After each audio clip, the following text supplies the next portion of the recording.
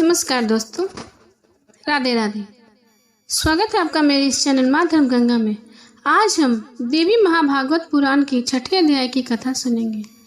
इस अध्याय में सती के साथ भगवान शिव हिमालय पर्वत पर आना, सभी देवताओं का हिमालय पर विवाह उत्सव मनाना, नंदी द्वारा हिमालय पर आकर शिव की स्तुति करना और शंकर द्वारा उनको प्रथम अधिपति प्रदान करने आदि बातों का वर्णन करेंगे।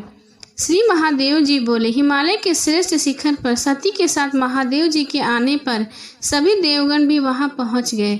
महर्षिगण, देवपत्नियां, सर्प, गंधर्व, हजारों किन्नरें वहां पहुंच गई। सखियों के साथ मेरु, दुहिता, ग्रीवंदना, मेनका, मुनि पत्नियां भी वहां आई। परम आदि देवताओं के आकाश में पुष्प वृष्टि के मुख्य अप्सराएं नाचने लगी।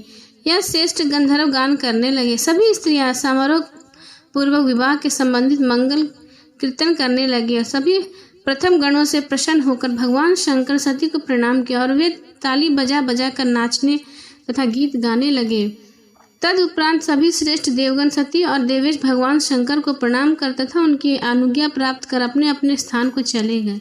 मुनि श्रेष्ठ उसी प्रकार अन्य लोग भी प्रसन्नता पूर्वक अपने अपने स्थान को चले गए तथा मैना आदि स्त्रियां भी चले गए। परम सुंदरी कोमलांगी सती को देखकर मैना मन में सोचने लगी कि जिसकी यह पुत्री है वह माता धन्य है। मैं प्रतिदिन यहाँ आकर सुमुखी सती की आराधना करके पुत्री भाव से इसे प्राप्त करने की प्रार्थना करूंगी।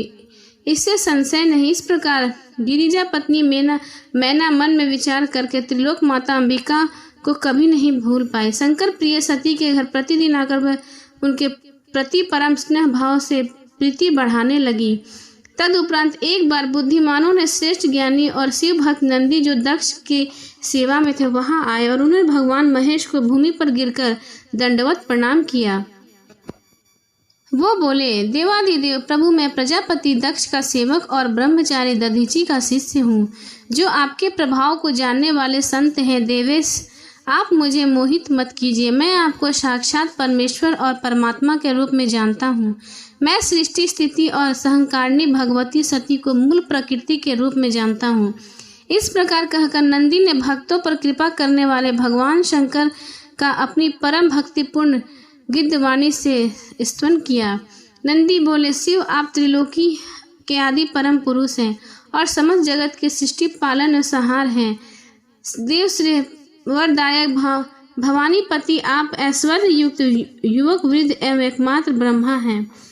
हिमालय कांति से युक्त शाही को पराजित करने वाले अर्धचंद्र धारण किए चंद्रमा के समान 5 मुख वाले सुंदर आपका स्वरूप अचिंत्य है। निर्मल नागमणि से सुशोभित सर्वरूपी आभूषण को सिर पर धारण करने वाले और ब्रह्मादि देवता द्वारा पूजित युग चरण कमल वाले आपको मैं नमस्कार करता हूँ। इस पृथ्वी पर जो व्यक्ति निरंतर भक्ति अथवा अभिभक्ति पूर्वक आपकी नित्य पूजा करता है, आपके नामों का संकीर्तन करते हैं और अपने मंत्र से निरंतर जप करते हैं, वो आपके चरणों से सनिधि प्राप्त कर निरंतर स्वर्ग में रमन करते हैं। प्रभु पशुपति, आप देवादिदेव को छोड़कर दिनों पर दया करने वाले और कौन हैं?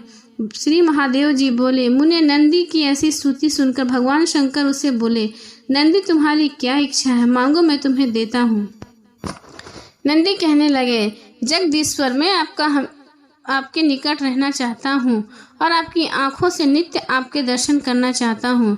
यही आपसे यह याचना करता हूँ। शिव जी बोले, वह जो तुमने मांगा है निश्चित रूप से वही होगा। अवश्य ही तुम हमेशा मेरे समीप निवास करोगे। पृथ्वी पर जो मानव इस स्रोत से भक्ति पूर्वक मेरी स्तुति करेगा, उनका तीनों लोकों में कभी अशुभ नहीं होगा। इस मृत्यु लोक में दीर्घ काल तक रहकर वह अनंत को मोक्ष प्राप्त करेंगे। महात्मे, तुम मेरे इन प्रथम गणों के अधिपति होकर मेरे इस शिवलोक में निवास करो। नंदी, तुम मेरे प्रिय भक्त हो। श्री महादेव जी बोले, मुनीश्वर, इस प्रकार वर प्राप्त करके भगवान शंकर के प्रभाव से नंदी शिव गणों के अधिपति हो गए। इति श्री 6ठा अध्याय समाप्त। अब 7वां अध्याय।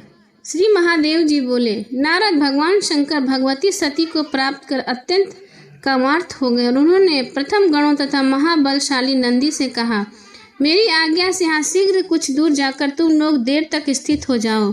जब तुम लोगों को याद करूंगा तब तुम लोग मेरे पास आ जाना, मेरी आज्ञा के बिना कोई भी यहाँ कदापि नहीं आएगा।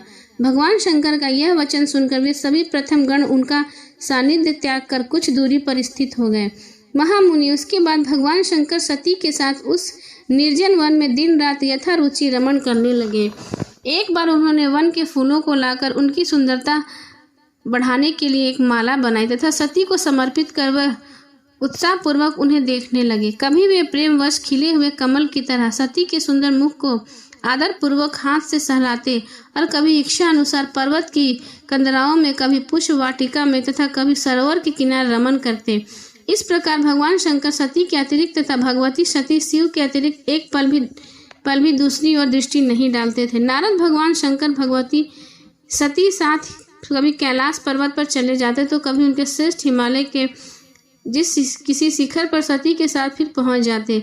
महात्मा इस प्रकार सती के साथ विहार करते भगवान शंकर को 10,000 वर्ष व्यतीत हो गए तथा उन्हें दिन रात का भी मान न रहा। इस प्रकार अपनी माया से महादेव को मोहित करके त्रिलोक मोहिनी भगवती सती हिमालय शिखर पर विराजती रही।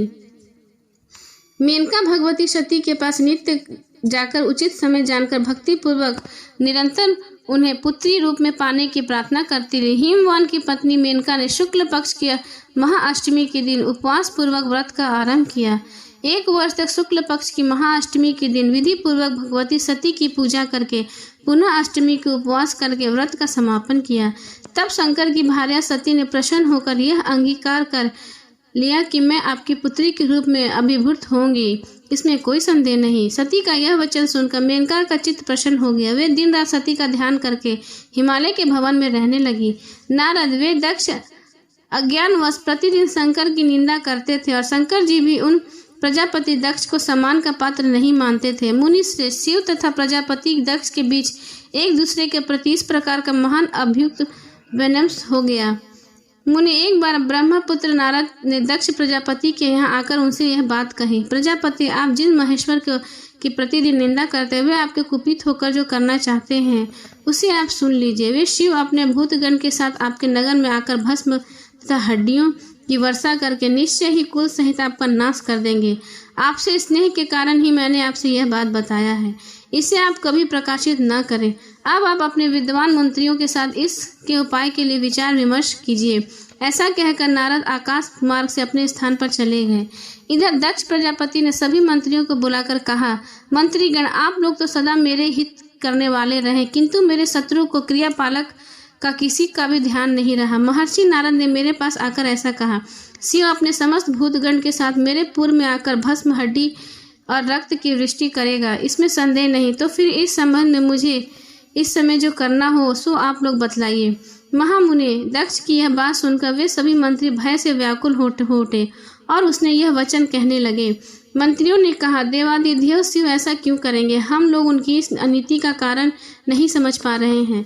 आप तो बुद्धिमानों में श्रेष्ठ तथा सभी शास्त्रों के ज्ञाता हैं। आप यथोचित आज्ञा दीजिए, इसके बाद हम लोगों के द्वारा कल्याणकारी साधन अनुष्ठान किए जाएंगे। दक्ष बोले, शमशान में निवास करने वाले तथा भूतगण के अधिपति शिव को छोड़कर अन्य सभी देवताओं को बुलाकर मैं यह का आयोजन करूंगा और समस्त विघ्न का नाश करने वाले यज्ञेश्वर भगवान विष्णु को संरक्षण बनाकर मैं प्रयत्न पूर्वक यह यज्ञ संपन्न करूंगा। इस प्रकार पुण्य यज्ञ का आरंभ हो जाने पर वह भूतपति शिव मेरे लिए पुण्य कर्म मुक्त नगर में कैसे आ पाएगा? श्री महादेव जी बोले। तब दक्ष प्रजापति ऐसा कहने पर भय के कारण उन मंत्रियों ने दक्ष प्रजापति से कहा, महाराज यह तो ठीक है। तत्पश्चात क्षीर सागर के तट पर पहुंचकर दक्ष प्रजापति ने भगवान विष्णु की यज्ञ की रक्षा के लिए प्रार्थना की। तब परम पुरुष भगवान विष्णु प्रसन्न होकर यज्ञ की रक्षा करने के लिए उन दक्ष के पूर्व में स्वयं पहुंच गए। उसके बाद दक्ष ने इंद्र आदि प्रधान देवता, ब्रह्मा देवर्षियों, प्रधान मंत्रियों, ब्रह्मा शिव, प्रधान यक्ष, गंधर्व, पितरों, दैत्यों, किन्नर तथा पर्वत को निमंत्रित किया। मुनि दक्ष ने उस यज्ञ महोत्सव में सभी को बुलाया था, किंतु विदेश के कारण शिव को तथा उनकी पत्नी सती को छोड़ दिया था। दक्ष प्रजापति ने उन सभी लोगों से कहा, मैंने अपने यज्ञ महोत्सव में शिव तथा प्रिय पत्नी सती को नहीं बुलाया। जो लोग इस यज्ञ में नहीं आएंगे वे यज्ञ भाग से वंचित रह जाएंगे। स्वयं सनातन परम पुरुष भगवान विष्णु मेरे यज्ञ की रक्षा के लिए आए हुए हैं, इसलिए आप सभी लोग भय मुक्त होकर मेरे यज्ञ में आइए। इस प्रकार उन दक्ष का वचन सुनकर भयभीत हुए देवता आदि सभी शिवहीन होने पर भी उस यज्ञ सभा में आ गए। यज्ञ की रक्षा करने से तत्पर भगवान विष्णु को आया हुआ सुनकर सभी देवता तथा अन्य भी शिव कोप से भय रहित हो गए। दक्ष ने सती को छोड़कर अदिति आदि सभी पुत्रियों को आदर पूर्वक बुलाकर उन्हें पुष्कल वस्त्र आभूषण से संतुष्ट किया। मुनों ने यज्ञ के निमित्त महान पर्वत के समान अन्न को संचय किया। दूध दही घी आदि बड़ी बड़ी नदियां बहा दी। इस प्रकार प्रजापति दक्ष यज्ञ के लिए जो वस्तु तथा द्रव अपेक्षित थे उनका संचय कर डाला। उन्होंने रस्म सामग्रियों का सागर तथा अन्य पदार्थों का पर्वत संदेश संचय कर दिया। उसके बाद यज्ञ आरंभ हुआ। मुनि श्रेष्ठ उस यज्ञ में स्वयं पृथ्वी वेदी बनी। यज्ञ कुंड में उधर्व तथा निर्मल सीख वाला धूमहित अग्निदेव स्वयं प्रज्वलित हुए। जो लोग उस यज्ञ के वेद पाठ के लिए नियुक्त हुए थे वे सब के सब आसन पर विराजमान हो गए। महात्मा यज्ञ की रक्षा करने वालों के स्वामी जगत के रक्षक आदि परम पुरुष तथा यज्ञ स्वरूप साक्षात भगवान नारायण यज्ञ वेदी का प्रतिष्ठित हो गए। इस प्रकार यज्ञ आरंभ हो जाने पर ज्ञानियों ने श्रेष्ठ महापति दधीचि ने वहां एकमात्र शिव को न देखकर दक्ष से ऐसा कहा।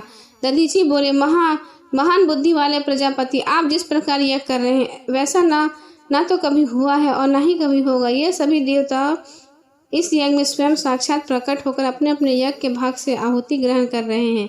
इस यज्ञ में सभी प्राणी तो आए हुए दिखाई दे रहे, किंतु देवताओं के अधिपति शंभु क्यों नहीं दिख रहे हैं?